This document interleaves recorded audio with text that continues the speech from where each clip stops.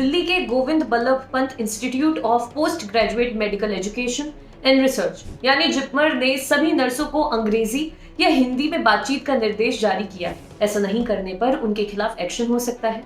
आदेश में कहा गया है कि यदि किसी और भाषा में बातचीत करते हुए सुना गया तो गंभीर कार्रवाई की जाएगी। डोनेट कार्ड और वॉइस ऑफ स्लम जुड़कर दिल्ली और नोएडा के स्लम्स में गरीबों को फ्री ऑक्सीजन सप्लाईज प्रोवाइड करने का प्रयास कर रहे हैं। डिस्क्रिप्शन में दिए हुए लिंक पर जाकर डोनेट कार्ड पे अभी डोनेट करें। इन गरीब परिवारों का सहारा बने।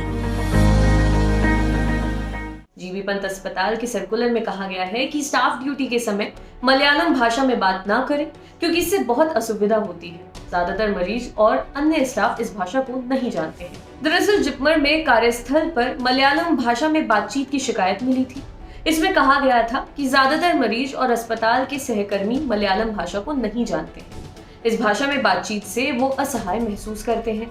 इससे बहुत असुविधा होती है। इसलिए सभी नर्सिंग स्टाफ को बातचीत के लिए केवल हिंदी और अंग्रेजी का उपयोग करने का निर्देश दिया जाता है, अन्यथा गंभीर कार्रवाई की जाएगी। न्यूज एजेंसी पीटीआई से बात करते हुए जीबी पंत नर्स एसोसिएशन के प्रेसिडेंट लीलाधर रामचंदानी ने कहा, सर्कुलर एक मरीज की ओर से स्वास्थ्य विभाग के एक वरिष्ठ अधिकारी को अस्पताल में मलयालम भाषा के इस्तेमाल के संबंध में भेजी गई शिकायत की वजह से जारी किया गया है।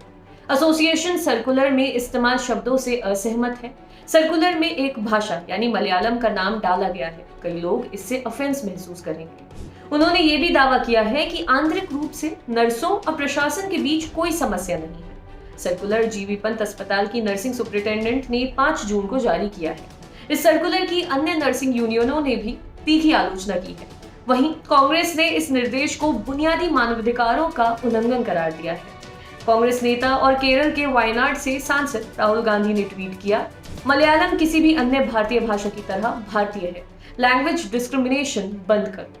कांग्रेस नेता शशि थरूर ने ट्वीट किया, ये दिमाग को चकरा देता है कि लोकतांत्रिक भारत में एक सरकारी संस्थान अपनी नर्सों से कह सकता है कि वे अपनी मातृभाषा में उन लोगों से बात ना करें जो उन्हें समझते हैं। ये अस्वीकार्य, असभ्य, आक्रामक और भारतीय नागरिकों के बुनियादी मानवाधिकारों का उल्लंघन है। वहीं इस मामले में कांग्रेस नेता केसी वेणुगोपाल ने केंद्रीय स्वास्थ्य मंत्री हर्षवर्धन से अस्पताल के अधिकारियों की ओर से जारी इस सर्कुलर को वापस लेने का आदेश देने का आग्रह किया है। लेटर में लिखा है कि मलयालम नर्सों की मातृभाषा है। सर्कुलर अत्यधिक भेदभावपूर्ण और मौलिक अधिकार से वंचित करने वाला है। केसी वेणुगोपाल ने कहा, केरल की नर्सें ईमानदारी से दुनिया भर में अपने कर्तव्यों का निर्वहन कर रही हैं, मरीजों की देखभाल कर रही हैं। स्वाभाविक रूप से उसी क्षेत्र की नर्सें आपस में भाषा बोलेंगी क्योंकि ये उनकी मातृभाषा है। ये मानना असंगत है कि वे उस व्यक्ति से जो उनकी भाषा नहीं जानता उससे मलयालम में बात करेंगी। उन्होंने कहा कि इसमें कोई संदेह नहीं है कि सर्कुलर अत्यधिक भेदभावपूर्ण वाला और हमारे संविधान की ओर से दिए गए मौलिक अधिकारों के खिलाफ है। मैं सर्कुलर को वापस लेने की मांग करता हूँ।